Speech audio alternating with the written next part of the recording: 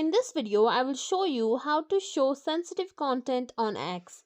So simply open up your X app, then log into your account, and in the top left corner you will see a profile icon. Click on it.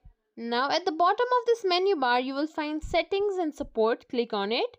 Here you will find help center and settings and privacy. Click on settings and privacy.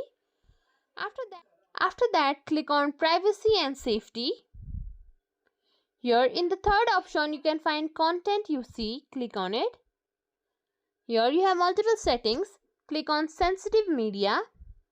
Here you will find different types of sensitive media. For example, graphic violence. Warn is selected. If you don't want to see any sensitive content, you can select never show this. But if you are okay with sensitive content and you want to show it, simply click on show all. Then go back, and there are other types of sensitive content as well.